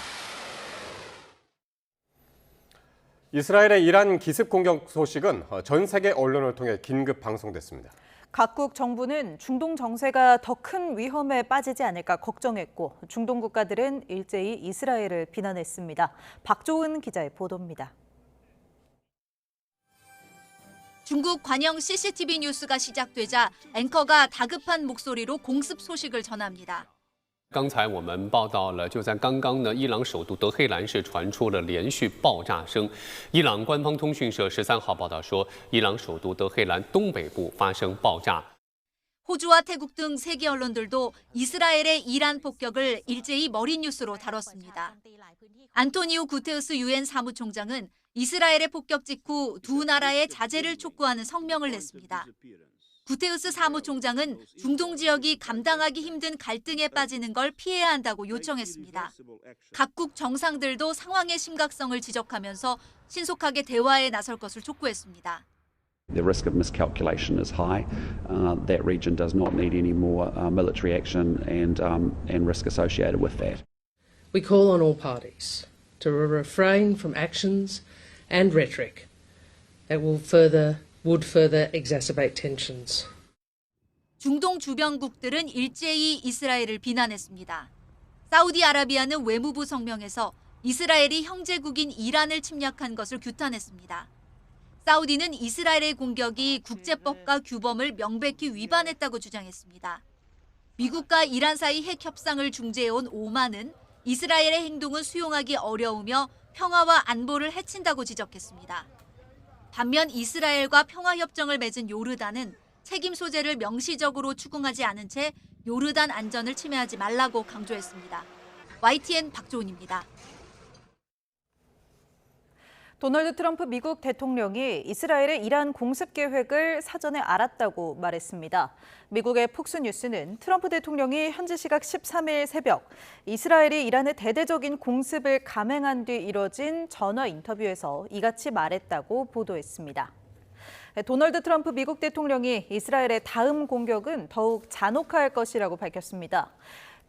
트럼프 대통령은 13일 자신의 SNS 트루스 소셜 글에서 이미 엄청난 죽음과 파괴가 발생했지만 학살을 끝낼 시간은 남아있다며 이같이 경고했습니다. 이어 이란은 아무것도 남지 않기 전에 반드시 합의를 해야 한다며 미국과의 핵 합의를 압박했습니다. 코스피 3000선 기대감이 커졌던 주식시장이 이스라엘의 이란 공습과 미국의 추가 관세 인상 압박이 겹치면서 여드레 만에 하락했습니다. 나라 밖 정세가 악화하면서 금융시장의 단기 조정이 불가피할 것이라는 전망이 나옵니다. 보도에 오인석 기자입니다. 코스피 지수는 개장 초 10포인트 이상 오르며 최근의 호조세를 이어가는 듯했습니다. 하지만 이스라엘의 이란 공습 소식이 전해지면서 곧바로 급제동이 걸리며 장중한테 1% 넘게 하락했습니다. 여기에 미국 트럼프 행정부가 냉장고와 세탁기 등 가전제품에도 철강 관세를 50% 부과한다는 발표와 트럼프의 자동차 관세 추가 인상 가능성 언급까지 나오며 시장에 충격을 줬습니다. 3,000선을 넘보던 코스피는 결국 2,900선을 내주며 8일 만에 하락 마감했고 코스닥은 2.6% 떨어졌습니다. 외국인은 8거래일 연속 순매수세를 기록했으나 매수 규모가 1,200억 원대로 크게 줄었습니다. 불확실성 확대에 대형주 중심으로 부진한 가운데 중동발 위기로 해상 운임이 상승할 것으로 점쳐지는 에너지와 방산 종목은 동반 상승했습니다. 국내 증시는 미국발 관세 전쟁에 지정학적 위기가 더해지면서 단기 조정이 불가피하다는 분석이 나옵니다. 최근 주가 급등에 따른 어떤 부담이 있던 상태에서 이번에 이제 그 이스라엘의 이란에 대한 어떤 그 공습으로 인한 이제 지정학적인 불확실성이 겹친 결과라고 생각을 좀 하고 있는데요. 서울 외환시장에서 원달러 환율은 10원 넘게 급등했습니다. 중동 긴장에 따른 위험 회피와 안전자산 선호 심리가 달러 강세로 이어진 것으로 풀이됩니다. 정부는 기재부 장관 직무대행 주재로 중동 사태 관계기관 합동 비상대응반을 구성했습니다. 중동 상황과 금융 실물 동향을 24시간 모니터링하면서 시장이 과도한 변동성을 보일 경우 상황별 대응 계획에 따라 즉각적이고 과감하게 조치해 나가기로 했습니다. YTN 오인석입니다. 이스라엘의 이란 공습으로 중동 정세가 급변하는 가운데 정부가 긴급회의를 열고 상황 점검에 나섰습니다. 산업통상자원부는 현재까지 국내 원유, 액화천연가스 도입에는 차질이 없고 중동 인근에서 항해 선적 중인 유조선과 LNG 운반선도 모두 정상 운항 중이라고 밝혔습니다. 제주와 남해안 지역에 오늘 밤사이 천둥번개에 강풍까지 동반한 집중호우가 예상돼 호우특보가 발령될 것으로 보입니다. 내일 새벽에는 전국으로 비가 확대됐다가 그치는데 일요일에 또다시 요란한 비가 곳곳에 내릴 전망입니다. 보도에 김호준 기자입니다. 제주 장맛비가 잠시 소강 상태에 들어간 가운데 남해에는 비가 종일 약하게 이어졌습니다. 걱정은 밤사이입니다. 오늘 밤부터 내일 아침 사이 제주와 남해안에 시간당 30에서 50mm에 달하는 집중호우가 쏟아질 것으로 예상되기 때문입니다. 천둥, 번개에 돌풍까지 몰아칠 것으로 보여 호우 예상 지역에선 계곡이나 하천 야영을 하는 건 금물입니다. 파도와 바람이 강한 만큼 시설물 점검도 필요합니다. 예상 강수량은 제주 산지에 250mm 이상, 그 외 지역 최대 180mm, 남해안과 부산 해안 최대 120, 지리산은 100mm입니다. 호남과 영남은 20에서 80, 경기 남부와 강원, 충청은 10에서 60, 수도권은 5에서 40mm 등으로 중부로 올라올수록 양이 적어집니다. 내일 새벽에는 전국적으로 비가 내리다 늦은 오후에 그칩니다. 모레는 북쪽에 찬 공기가 내려와 남쪽의 고온다습한 공기와 충돌하면서 또 한 차례 비가 전망되는데 월요일 오전까지 이어질 수 있겠습니다. 다음 주 주말에는 중부지방에 정체전선이 형성되면서 비가 내릴 가능성이 있습니다. 이럴 경우 중부에 장마가 시작되는 건데 기상청은 아직 기압골이 매우 유동적이라고 밝혔습니다. YTN 김호준입니다. 기상청은 오늘 저녁 9시 반 기준으로 전북 익산과 군산, 경남 거제와 통영 등 13곳에 호우주의보를 발효했습니다. 호우주의보는 3시간 강우량이 60mm나 12시간 강우량이 110mm 이상으로 예측될 때 내려집니다. 이 밖에 전북 고창과 정읍, 장성과 고흥 등 전남 곳곳과 제주에 내려진 호우주의보도 유지되고 있습니다. 산림청이 내일까지 많은 비가 내릴 것으로 예보된 제주도와 경상, 전라권에 산사태 위기경보 주의를 발령했습니다. 산림청은 오늘 오후 8시부터 부산, 대구, 광주, 울산, 전북, 전남, 경북, 경남, 제주에 내려진 산사태 위기경보를 관심에서 주의로 올린다고 밝혔습니다. 산림청은 긴급 재난 문자나 마을 방송에 귀를 기울이고 산불 피해 지역이나 산림과 인접한 곳 거주민은 위급 상황 시 지정된 대피소로 빨리 이동해야 한다고 당부했습니다. 서울 대치동에 있는 은마 아파트에서 배수관 공사를 하던 작업자 2명이 흙더미에 매몰됐습니다. 2명 모두 구조됐지만 60대 작업자 1명이 심정지 상태로 병원으로 옮겨졌고 끝내 숨졌습니다. 보도에 배민혁 기자입니다. 아파트 주차장에 파인 구더미 주변에 흙더미가 쌓여 있습니다. 주변에는 노란 경찰 통제선이 설치됐습니다. 낮 1시쯤 서울 대치동에 있는 아파트 하수관 공사 현장에서 작업자 2명이 흙더미에 매몰됐다는 신고가 접수됐습니다. 사고 당시 작업자들은 땅을 파내고 배관 작업을 벌이고 있었는데 쌓아놓은 흙더미가 무너지며 사고를 당한 것으로 파악됐습니다. 작업자 1명은 어깨 정도까지, 다른 1명은 허리 정도까지 파묻혔습니다. 소방이 출동해 구조 작업을 벌였고 60대 작업자 A씨가 심정지 상태로 병원에 옮겨졌지만 끝내 숨졌습니다. 다른 50대 작업자도 발목 등을 다쳐 이송됐는데 생명에는 지장이 없는 것으로 파악됐습니다. A씨는 아파트 직원으로 10년 가까이 기관실 업무를 맡아온 것으로 전해졌습니다. 그 사람이 미끌리면서 자기도 말을 미끌리면서 그거하고 같이 들어간 거야. 그리고 지금 이 소리 안 잡혀 지금 마음대로 되게 무거워요. 경찰은 A씨 등이 지하 약 1m 깊이의 막힌 하수관을 점검하던 가운데 구더미 벽면에 흙이 무너지며 사고가 난 것으로 보고 있습니다. 경찰은 감식을 통해 정확한 사고 경위를 파악하고 공사 관리자 등 3명에 대해 안전수칙 위반 사항이 있는지 조사할 방침입니다. YTN 배민혁입니다. 급식에 제공된 풀무원 빵류로 인한 집단 식중독 사태가 전국으로 확산하고 있습니다. 충북에 이어 세종과 전북 부안에서도 추가 환자가 확인되면서 유증상자가 200명을 넘어섰습니다. 보도에 이성우 기자입니다. 식중독 증상이 처음으로 발생한 곳은 충북 청주와 진천의 집단 급식소입니다. 지난달 15일 이곳 급식소에서 음식을 먹은 사람들에게 식중독 증상이 나타났습니다. 식품의약품안전처 조사 결과 급식으로 제공된 고칼슘 딸기 크림 롤 케이크와 고칼슘 우리밀 초코 바나나빵에서 살모넬라균이 검출됐습니다. 두 제품 모두 풀무원 계열 푸드머스가 유통 판매한 것으로 파악됐습니다. 하지만 피해는 충북에만 그치지 않았습니다. 질병관리청 조사 결과 세종과 전북 부안에서도 해당 제품과 연관된 것으로 추정되는 식중독 사례 2건이 추가로 확인됐습니다. 이들 급식소에서는 지난달 15일과 16일 고칼슘 딸기 크림 롤케이크가 제공된 것으로 조사됐습니다. 이로써 풀무원 빵류 섭취로 인한 살모넬라균 집단 감염 사례는 전국에서 모두 4건으로 유증상자 수는 청주 120명, 진천 35명, 세종 18명, 부안 35명 등 208명으로 늘었습니다. 풀무원 푸드머스는 문제가 된 제품 2만 7천여 개를 전국 급식 사업장에 납품했는데 식중독 의심 신고가 접수되자 즉시 납품을 중단하고 자진 회수에 전량 폐기했다고 밝혔습니다. 방역당국은 해당 제품을 먹은 뒤 설사나 구토 등 증상이 나타나며 즉시 의료기관 진료를 받아야 하며 같은 기관에서 2명 이상 유증상자가 발생하면 즉시 보건소에 신고해달라고 당부했습니다. YTN 이성입니다.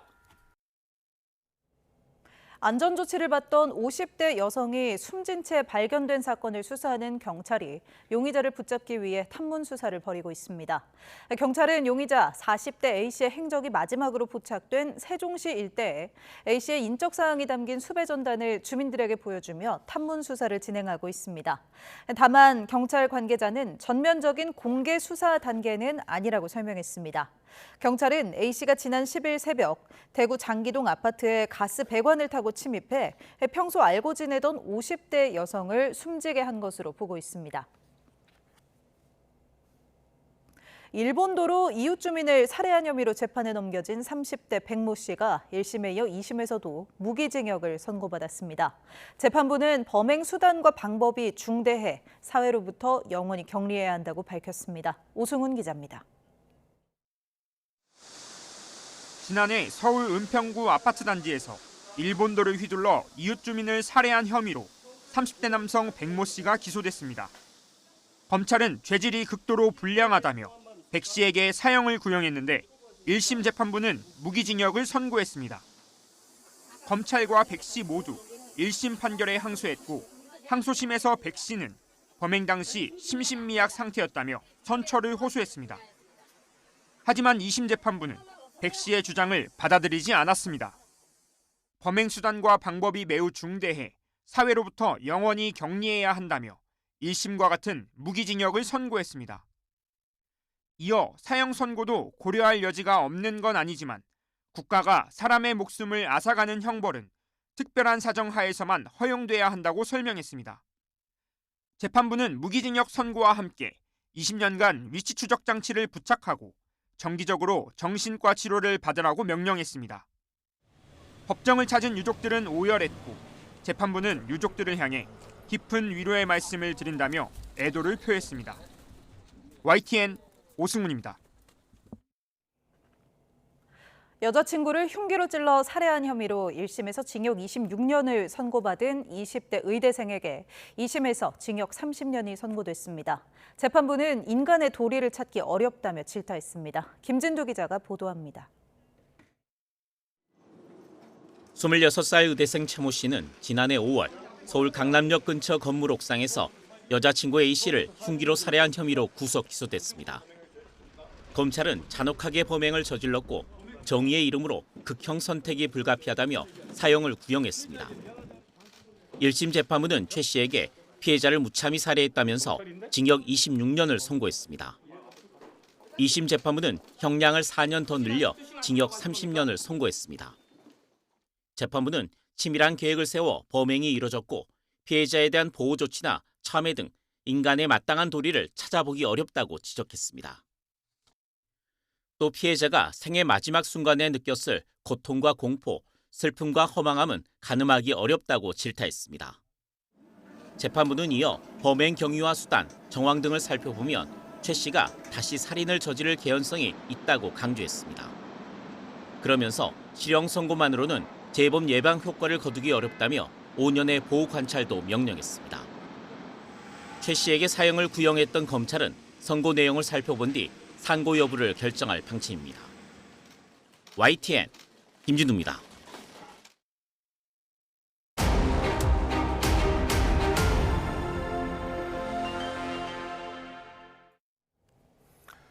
네, 이재명 대통령이 오늘 3대 특검의 특별검사를 임명했는데요. 이 3대 특검이 각각 진행할 수사의 종착점에는 결국 윤석열 전 대통령과 부인 김건희 여사가 있습니다. 특검은 윤 전 대통령 부부를 상대로 제기된 의혹 전반에 대해 전방위 수사를 펼칠 것으로 보입니다. 황보연 기자가 보도합니다. 내란 김건희, 최상병 특검 수사의 꼭지점은 결국 윤석열 전 대통령과 김건희 여사일 가능성이 높습니다. 먼저 내란 특검은 12.3 비상계엄 선포 자체는 물론 당시 이루어진 국회 봉쇄와 선관위 점거, 주요 인사 체포 등 관련 내용 전반을 살피게 됩니다. 다만 관련 수사가 상당히 진행된 만큼 무인기 평양 침투 의혹, 노상원 수첩 내용의 사실관계 등이 주요 수사 대상이 될 수 있습니다. 김건희 특검은 김 여사와 관련된 도이치모터스 삼부토건 주가 조작 의혹, 건진법사 청탁과 명품백 수수 의혹 등이 수사 대상입니다.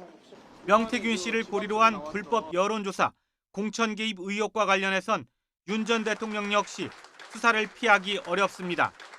최상병 특검의 수사 역시 윤 전 대통령 또는 당시 대통령실의 은폐나 외압이 있었는지가 핵심입니다. 각 특검은 수사 과정에서 알게 된 다른 범죄까지 모두 수사할 수 있는 만큼 윤 전 대통령 부부에 대한 전방위 수사는 불가피할 것으로 보입니다. YTN 황보연입니다. 내란 특검을 맡은 조은석 특별검사가 오늘 검찰과 경찰을 잇따라 방문하며 지명 후 첫 일정을 시작했습니다.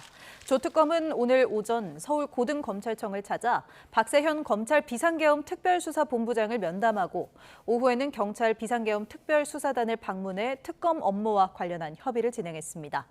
조 특검은 검찰과 경찰의 비상계엄 수사 진행 상황을 듣고 자료 송부 등 협조를 요청하며 향후 특검 운영 방안을 논의한 것으로 보입니다. 조 특검이 이끌 수사팀은 특검과 특검보 외에 파견 검사 60명과 파견 공무원, 특별수사관 등 모두 267명으로 구성될 예정입니다.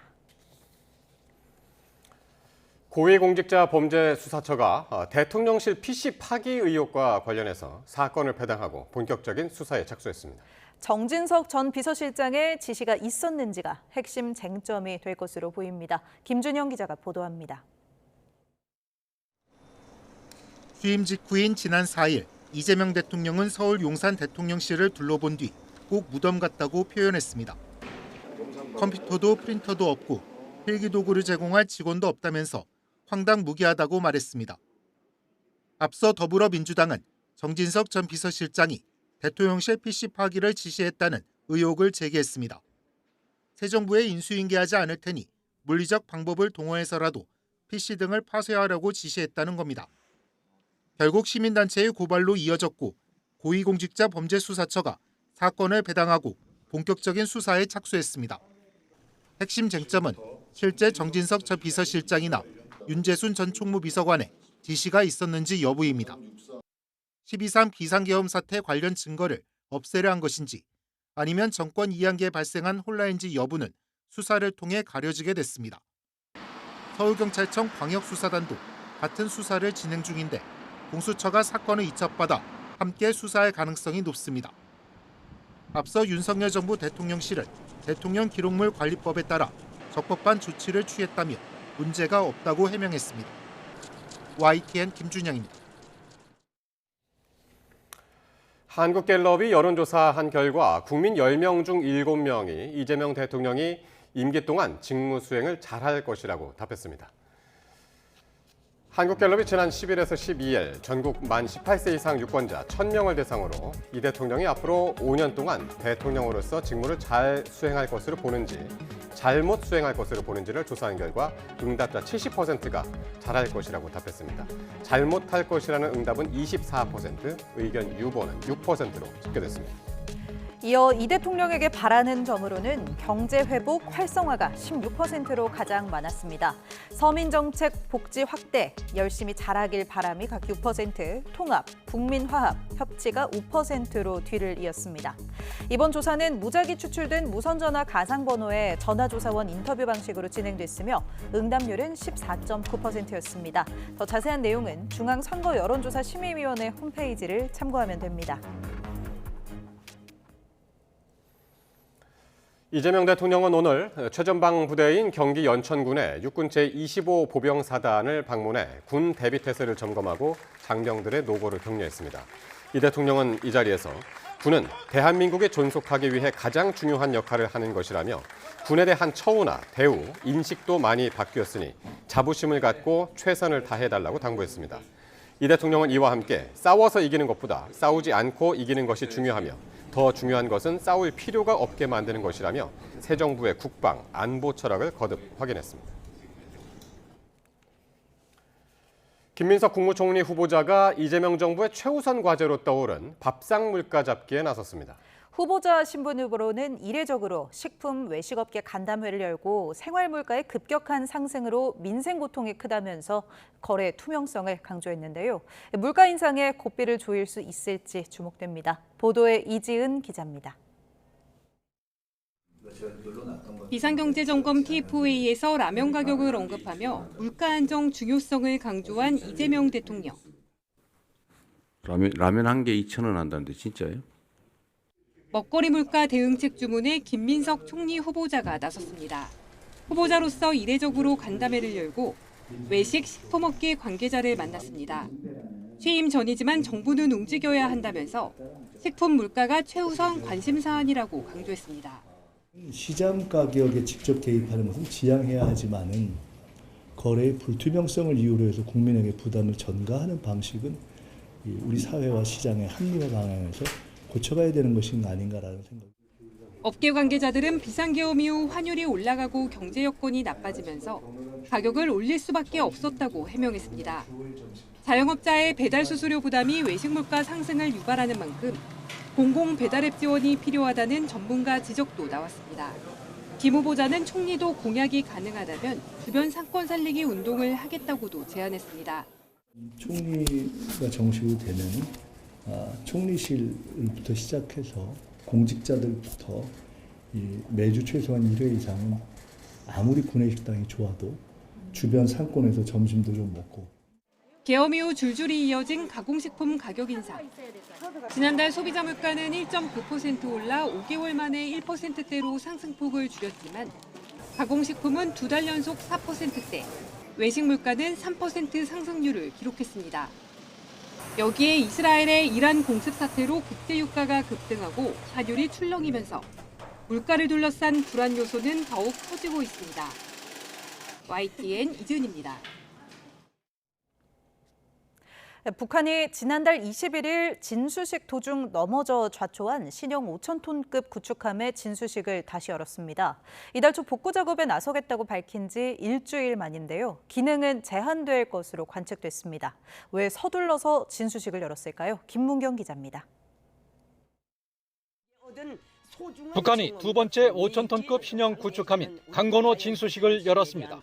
지난달 21일 청진 조선소에서 진수식 도중 좌초한 강건호를 이달 초 나진으로 옮겨와 복구한다고 밝힌 지 일주일 만입니다. 딸 주혜와 함께 진수식에 참석한 김정은 위원장은 당시 예상치 못한 황당한 사고였지만 커다란 교훈을 쌓았다며 해군력 강화를 예고했습니다. 내년부터 매년 2척씩 실전 배치하겠다는 뜻을 밝힌 겁니다. 해상 무력의 급진적 강화를 위한 우리 당의 국방 전략과 실천적 조치들에 대하여 천명하셨습니다. 하지만 진수한 지 사흘 만에 시험 사격을 한 첫 번째 구축함 최연호와는 달리 당장 재기능을 하기는 어려울 것으로 보입니다. 청진에서 나진으로 옮겨질 때도 예인된 것으로 알려졌는데 함정 곳곳에 수리된 흔적도 보여 외부만 복구한 뒤 진수식을 연 것으로 추정됩니다. 김 위원장이 이달 안으로 무조건 다시 고쳐 진수하라고 다그친 데다 당 전원회의를 앞두고 국방력 성과로 체제 결속을 도모하기 위해 진수식을 서두른 것으로 분석됩니다.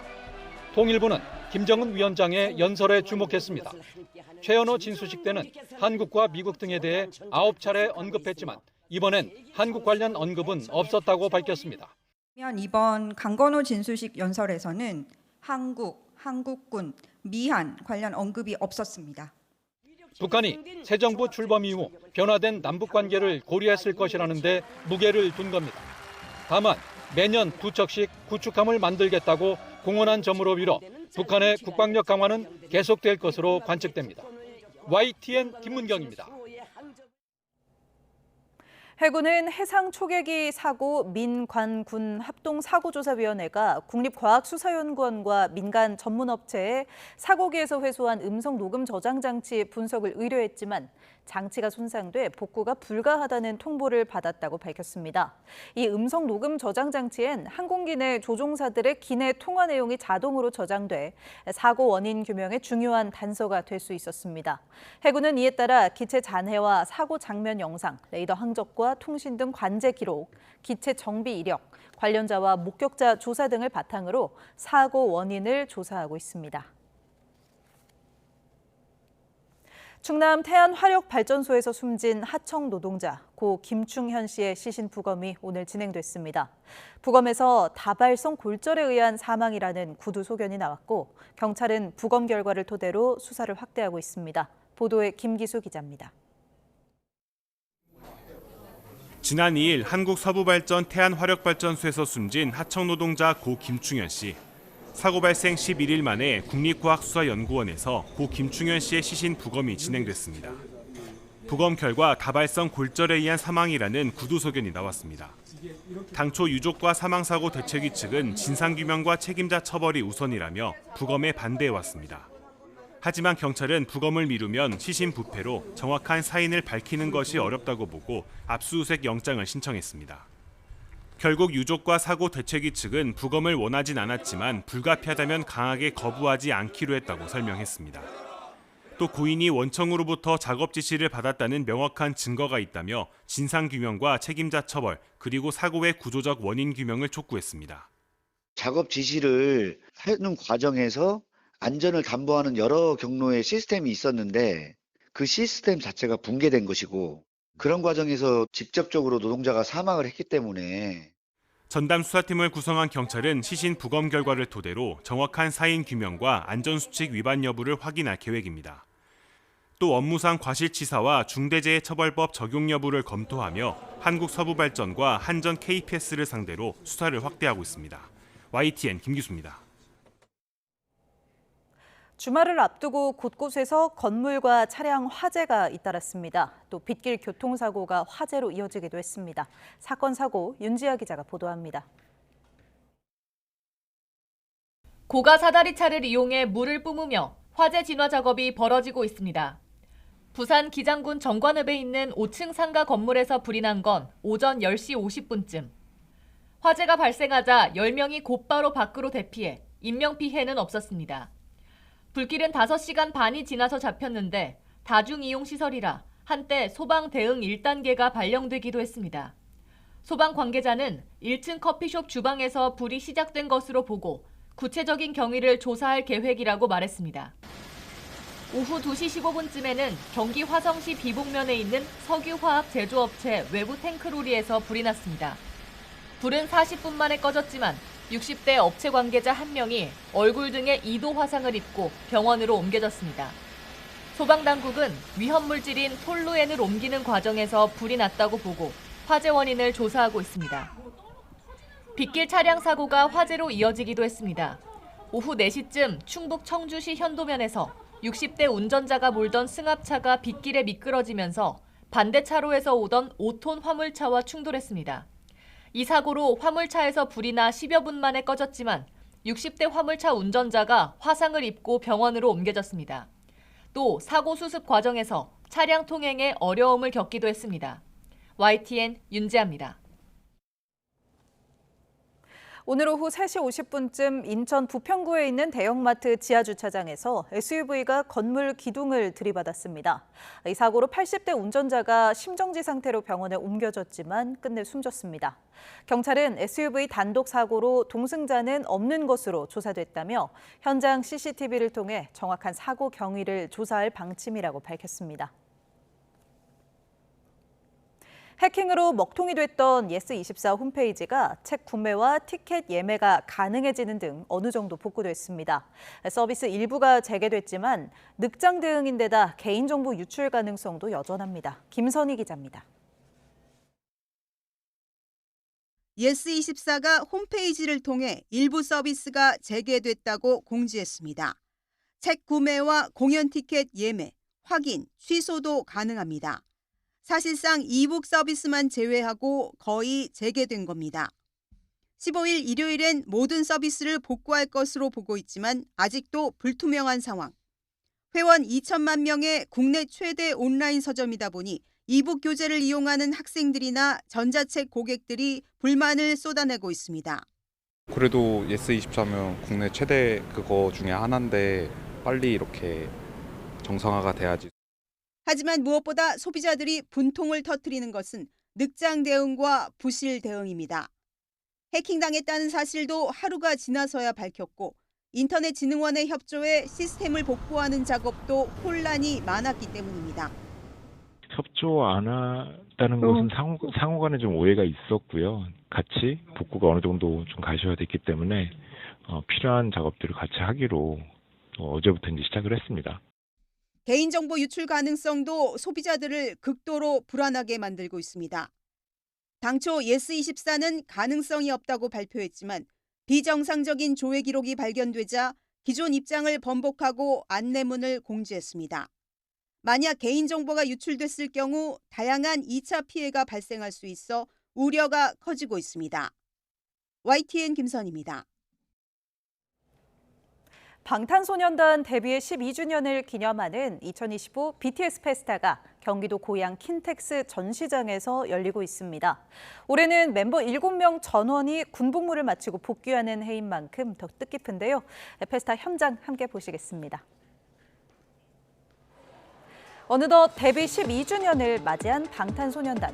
올해는 멤버 7명 전원이 군복무를 마치고 복귀하는 뜻깊은 해여서 대규모 축제로 열렸는데요. 행사 전부터 아미들로 북적이고 전시장 앞에는 입장을 기다리는 팬들로 장사진을 이뤘습니다. 고양 킨텍스 제2전시장 2개 홀에 약 20개 부스가 마련됐는데 포토카드와 응원봉을 들고 사진 촬영하는 팬들이 많았습니다. 데뷔 12주년을 기념하는 2025 BTS 페스타는 오는 14일까지 계속되는데요. 13일과 14일 이틀간은 고양 종합운동장 주경기장에서 제이홉의 월드투어 앙코르 콘서트도 열려 열기를 더하고 있습니다. 현재 방탄소년단은 7멤버 중 6멤버가 군복무를 마쳤고요. 사회복무요원으로 복무 중인 슈가도 오는 21일 소집 해제를 앞두고 있어 팬들은 어느 때보다 설레는 마음으로 BTS 완전체를 기대하고 있습니다.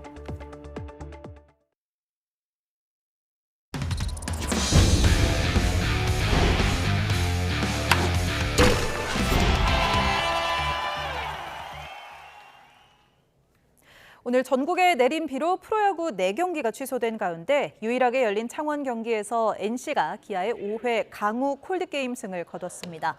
선발 신민혁의 1실점 호투 속에 NC가 4대1로 앞선 채 5회를 마치고 비가 내려 경기가 중단됐고 40여 분을 기다린 끝에 빗줄기가 더욱 굵어지자 강우 콜드게임이 선언됐습니다.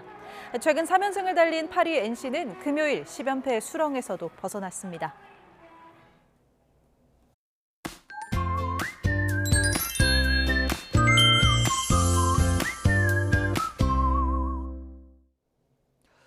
현재 경기 남부와 강원, 충청, 이남을 중심으로 비가 내리고 있습니다. 특히 전남 여수와 경남 창원 등 화면에 붉은색으로 보이는 지역에서는 시간당 20mm 안팎의 강한 비가 집중되고 있는데요. 이렇게 강하게 비가 쏟아지면서 제주도와 호남, 경남 남해안에는 호우특보가, 호남 곳곳에는 산사태특보가 발효된 상황입니다.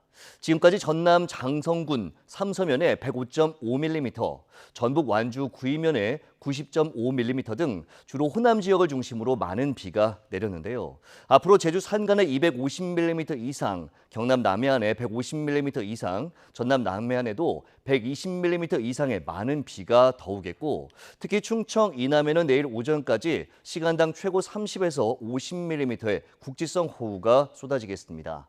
여기에 제주도와 남해안을 중심으로는 태풍급의 매우 강한 바람도 동반되겠습니다. 취약 시간대에 강한 비바람이 몰아치는 만큼 대비 더욱 철저히 해주시기 바랍니다. 비는 내일 낮에 서쪽 지역부터 점차 그치겠습니다. 내일 낮 기온은 서울 30도, 대전 28도, 광주 27도, 대구 28도로 오늘보다 1, 2도가량 높아지겠고 내린 비로 인해 습도가 높아지면서 더 후텁지근하게 느껴지겠습니다. 휴일인 모레도 점차 전국에 비가 오겠고 월요일 오전까지 이어질 전망입니다. 날씨 정보였습니다. 이상으로 뉴스나이트 마칩니다. 시청해주신 여러분 고맙습니다.